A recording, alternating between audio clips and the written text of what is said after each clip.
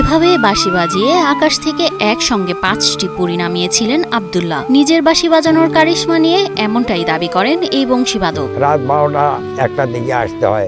গৃহস্থর বাড়ি থেকে আমি ওই যে বাঁশি বাজাতে বাজাতে আসি, এই গাছের তলে কিন্তু আমাকে আটক করে। ওখানে আটক করে যে থামো, কথা বলে তুমি একটা বাঁশি বাজাও। পরে আমি বুঝলাম যে তারা হলো পড়ি ছিল। শুনতে অবাক লাগলেও মাত্র 12 বছর বয়সে পরিদের বাঁশি বাজিয়ে শুনিয়েছেন আব্দুল্লাহ। নিজের অভিজ্ঞতা সম্পর্কে এমনটিই জানান তিনি। দেখলাম যে 5টা মেয়ে, একটা রথের গাড়ি দেখলাম, রথ মানে একটা ঘোড়ার গাড়ি দেখলাম। সে মেয়ে ওদের আমি কাছে যাতে আমাকে দেয় না, এই বাঁশি বাজাতে বাজাতে তখন আমার রাত শেষ হয়ে গেল। ভোরবেলায় আমাকে থুয়ে চলে গেল, আমি তো আর বলতে পারি না, অজ্ঞান হয়ে গেলাম। এটা মানুষ না। প্রাতিষ্ঠানিক শিক্ষা ছাড়াই প্রায় 60 বছর ধরে এভাবেই বাঁশির সুরে মুগ্ধ করছেন সুরপ্রেমীদের।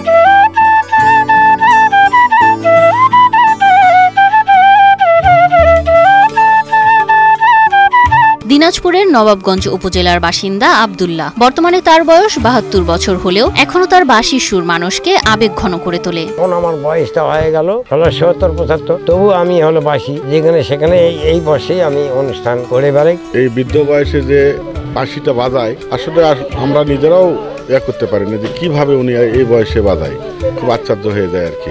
12 বছর বয়সে রাখালের কাজ করতেন আব্দুল্লাহ। অন্য সব রাখালের বাঁশির সুরে মুগ্ধ হয়েই শুরু করেন বাঁশি বাজানো। সেই যে বাঁশি ধরলেন আর একদিনের জন্য বাঁশি হাতছাড়া করেননি তিনি। যখন আমার বয়স হলো 12 বছর, তখন আমি গরু চড়াতাম, তখন আমি ওই বাঁশিটা ধরি, তখন আমি ভারতে চলে যাই। 7টা বছর ওখানে বাউল শিল্পীতে ছিলাম, বংশীবাদক আমি ছিলাম। ওখানে বাউল শিল্পীর গান গায়, আমি বাঁশি বাজাই। আব্দুল্লাহ নিজ উদ্যোগে শিখেছেন নানা গানের সুর, নিজের ইচ্ছাতেই বাঁশিতে তুলেছেন কঠিন সব সুর। বাঁশির যে অলংকারটা সে দিতে পারত, এটা এই অঞ্চলে সাধারণত আমার নজরে পড়ে না। আমি আমার দাদুর বাঁশি সুর শুনে আমি তো মুগ্ধ হয়ে যাই। বাঁশি একটা এমন সুর, এই সুরটা তুলতে অনেক কষ্ট হয় ওনার। সময় পেলেই বিভিন্ন গানের সুর তোলেন আব্দুল্লাহ। কখনো প্রেমের, আবার কখনো বিরহের সুর বাজে তার বাঁশিতে।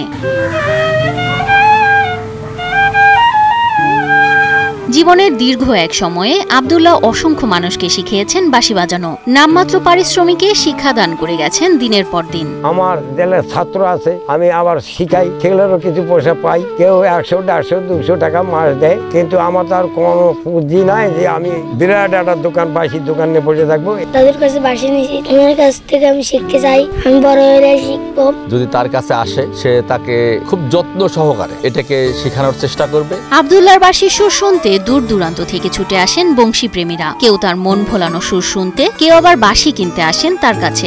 উনি যে বাঁশি বাজায় এত শ্রুতিমধুর হয়, দূর দূরান্তের অনেক লোক আসে তার এটা শোনার জন্য। তার বাঁশি রেকর্ড করে নিয়ে যায় অনেকে। যতক্ষণ বাজায় আমরা ততক্ষণ বসে আমরা শুনি, সে অনেক সুন্দর করে বাঁশি বাজায়। আমরা এই ছেলে মানুষেরাই পারি না, কিন্তু সে এই বয়সে এত সুন্দর বাঁশি বাজায়। দেশ জুড়ে তোলপাড়। ওয়ালটন ফ্রিজ কিনে আপনিও হয়ে যেতে পারেন মিলেনিয়ার। শুধু তাই নয়, আব্দুল্লাহ নিজেই তৈরি করেন উন্নত মানের বাঁশের বাঁশি। প্রতিদিন বাঁশ সংগ্রহ করে নিজের হাতে পরম যত্নে তৈরি করেন বিভিন্ন আকৃতির বাঁশি। নিজে হাতে আমি বাঁশি তৈরি করি। আমি এই বাঁশি তৈরি করে আমি আবার ফের পাইকারি সেল করে দিই। নিজে হাতেও বিক্রি করি, না হলে তো আমার তো সংসার চালাতে হয়। এই বাঁশগুলা হলো চট্টগ্রাম থেকে সংগ্রহ করা হয়, ওখান থেকে আমি কিনে নিয়েছি। এই বাঁশগুলো নিয়ে এসে তখন আমি এলা আবার সাপ্লাই করে দিয়ে দিই। এই হলো আমার ব্যবসা।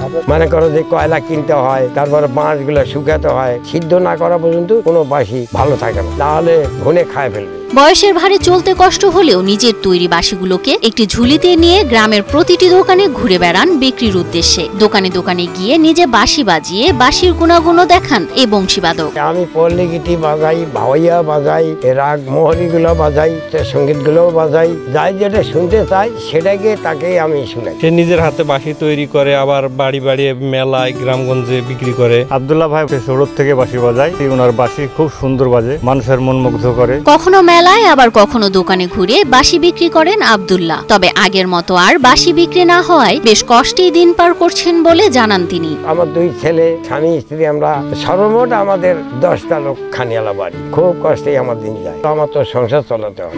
এমন প্রোগ্রামে যদি আমি যাই, এখন যেটা প্রোগ্রাম যদি করে থাকি, তখন আমার 1000-1200, কেউ 500, কেউ 400, কেউ 300 এরকম করে দেয়। এত বছর ধরে বিভিন্ন অনুষ্ঠানে বাঁশি বাজিয়েও পাননি শিল্পীর তকমা। সরকারি সহযোগিতার আশায় অপেক্ষা করছেন দীর্ঘদিন, তবু পাননি কোনো সহায়তা।